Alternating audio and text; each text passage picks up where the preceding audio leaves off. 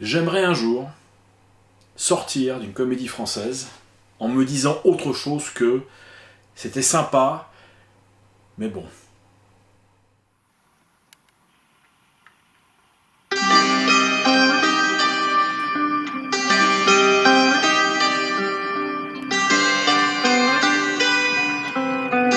Salut à tous! Nous allons aujourd'hui parler du film Docteur avec un point d'interrogation réalisé par Tristan Seguela avec dans les rôles principaux Michel Blanc, Hakim Djemili, Solène Rigaud et Franck Gastambide dans une moindre mesure. Alors qu'est-ce que ça raconte? Ça raconte l'histoire d'un médecin de nuit, fatigué, au bout du rouleau, alcoolique, interprété par Michel Blanc. Ce dernier va se retrouver complètement bloqué au niveau du dos à cause d'une sciatique et va faire appel à un livreur Uber qu'il a croisé chez l'une de ses patientes pour l'aider à effectuer ses consultations à l'aide d'une oreillette Bluetooth. Voilà, en gros, le point de départ du film. Alors, écoutez, c'est bientôt Noël, j'ai envie d'être magnanime, je vais commencer par les choses positives concernant Docteur. Alors, Docteur fait plutôt partie pour moi du bon niveau de comédie française. Voilà, j'en ai vu pas mal, de moins en moins parce que c'est un genre qui commence un petit peu à me fatiguer, mais bref, on y reviendra tout à l'heure. Voilà, dans le genre, c'est ce que j'ai vu de moins pire depuis un certain temps. Voilà, je préfère regarder ça 1000 fois plutôt que de regarder une deuxième fois. Qu'est-ce que j'ai fait au bon Dieu, par exemple, pour vous donner un petit peu mes préférences. Alors, d'abord, il y a un concept amusant. Et il faut reconnaître qu'en France, on est bon pour trouver des concepts. Si on prend les grosses comédies qui ont fonctionné, je pense à Bienvenue chez les Ch'tis, partait d'un concept original au départ. Intouchable, également. Le Dîner de cons, et si on regarde encore plus en arrière, La Totale de Claude Zidi. Alors tous ces films ont la particularité de bénéficier de bons concepts et d'avoir été remakés par les Américains. Donc c'est pas un hasard, effectivement, les idées étaient bonnes, les Américains sont venus nous les piquer, d'ailleurs pour des remakes un peu pourris. Mais est-ce qu'un bon concept, ça fait pour autant un bon film? Je ne le crois pas. Et bon, je l'ai vérifié avec Docteur, effectivement, Docteur présente le défaut classique de ce genre de bon concept, c'est-à-dire qu'on aurait pu faire un court-métrage sympa, pas un film d'1h30, voilà. Le concept ne tient pas, ne suffit pas à tenir le film pendant 1h30. Pour revenir à mon principe d'honnêteté, disons que je me suis pas ennuyé. C'est un film que j'ai été voir par défaut, il n'y avait plus rien d'autre à part ça, et le Bruel Lucchini. Bon, j'ai opté pour celui-là, je n'avais pas eu de bons échos sur le Bruel. Donc voilà, j'ai passé, on va le dire, un agréable moment. Sans plus. Voilà, c'est exactement, j'ai vu exactement le produit auquel je m'attendais. J'ai pas été surpris plus que ça. J'ai trouvé que la situation de départ était bien gérée. J'ai ri, mais il m'est arrivé de rire. Je me suis pas esclaffé pendant 1h30. Mais j'ai ri quand il fallait rire. Le film est porté par d'excellents comédiens. Alors mention spéciale à Michel Blanc, parce qu'on a tendance un peu à oublier que Michel Blanc est un immense acteur. Et là, dans ce rôle de type un peu revenu de tout, blasé, cynique, je trouve qu'il est excellent. Voilà, c'est ce genre de rôle dans lequel vraiment j'aime à le voir. Il est secondé par Hakim Djemili, donc lui qui vient qui est stand-upper et youtuber, qui est pas mal pour un premier rôle au cinéma. Je trouve qu'il est très naturel, spontané, et la complémentarité fonctionne bien avec Michel Blanc. Donc de ce côté-là, ça va. Le film est pas trop mal écrit, c'est vrai il y a un parti pris réaliste, le film se déroule pendant une nuit à Paris le 24 décembre, donc il y a quelque chose d'assez pris sur le vif comme ça, qui donne un aspect réaliste au film. Je préfère, moi pour croire à une situation comique, j'ai besoin d'être un peu ancré dans la réalité, c'est valable pour tous les genres de films, mais la comédie encore plus particulièrement. Donc ça c'est plutôt bien respecté, donc on croit, même si c'est un peu tiré par les cheveux au départ, on croit à la situation. Situations qui deviennent forcément répétitives, mais pas forcément ennuyeuses pour autant. Voilà, le fait d'aller voir des patients dans Paris, dans des endroits différents, avec des pathologies différentes, ça génère à chaque fois un petit suspense, de l'humour évidemment, et ça permet au film de tenir ses 1h28 sans aucun problème. Donc voilà, comme je vous le disais, C'est plutôt une bonne comédie par rapport à la moyenne des comédies françaises. Voilà. Mais comme je vous le disais en pré-générique, c'est sympa, mais bon. Et j'aimerais creuser un peu ce que je mets derrière ce mais bon avec vous. Derrière ce mais bon, pour moi, il y a le fait que j'ai pas été surpris une seconde, que c'est un film qui a beau être agréable, qui a aucune audace, c'est-à-dire que c'est vraiment un film qui coche toutes les cases du cahier des charges du film français de l'époque. C'est-à-dire, le film français de l'époque, c'est-à-dire de la comédie ou du drame intimiste. Voilà en gros les deux mamelles du cinéma français d'aujourd'hui. C'est un peu tristouille. C'est un peu tristouille parce que j'ai pas forcément quelque chose contre ces deux genres, mais on peut faire autre chose quand même. Et c'est vrai que là, cet état d'esprit génère des films assez fades et sans surprise. Alors je comprends la mécanique économique du cinéma français actuel. Les télés, effectivement, participent au financement pour pouvoir derrière diffuser le film en exclusivité. En première exclusivité en tout cas. Donc généralement on prend des films plutôt consensuels, voilà, politiquement corrects, c'est évidemment le cas pour Docteur, ça fera de mal à personne. Il y a voilà, tout ce qui est interdit au moins de 12 ans ou 16 ans, on sait très bien que s'il sera diffusé au mieux en deuxième partie de soirée, et ça les chaînes ne courent pas après pour les financer. Donc, comme la télé finance le cinéma, tout ça se mord un peu la queue et ça génère des films destinés à passer à la télé. Un peu curieux quand même.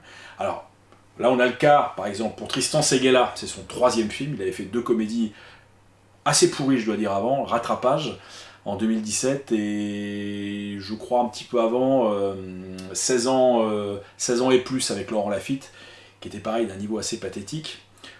Donc sur ces 3 films, on va dire que son dernier est le meilleur, donc ça va, en progression. Mais voilà, les 3 ont cette caractéristique d'être des comédies françaises, inodores, incolores et sans saveur. Donc là effectivement, on a appliqué un schéma, on a pris une vedette encore bankable, à savoir Michel Blanc, on l'associe à un jeune youtubeur qui monte, Hakim Djemili, et on essaie effectivement de faire en sorte que tout ça fonctionne et génère des entrées, voilà, de façon assez artificielle, en appliquant cette recette. Bon, les derniers chiffres du box-office montrent que la recette n'est pas toujours payante. Le film a dû faire 200 000 entrées à date, avec une combinaison de 4000 salles, ce qui n'est pas rien pour une petite comédie et un 3e film. Et je pense qu'il finira sa carrière aux alentours de 500-600 000 entrées, comme la plupart de ce genre de petites comédies qui fleurissent en France. Donc voilà, c'est un peu tristouille, c'est le cinéma français d'aujourd'hui. Il y a encore des gens aujourd'hui, en France heureusement, qui se battent pour faire des films autres que de la comédie ou du drame intimiste formaté. Je pense à des gens comme Olivier Marchal, voilà, qui lui fait dans le polar. Et on sent qu'il y met du cœur, de la passion, c'est le genre de film qu'il aime et auquel il a été biberonné et qu'il cherche à rendre hommage à travers sa filmographie. Certes inégale, mais globalement plutôt très positive au regard du reste du cinéma français.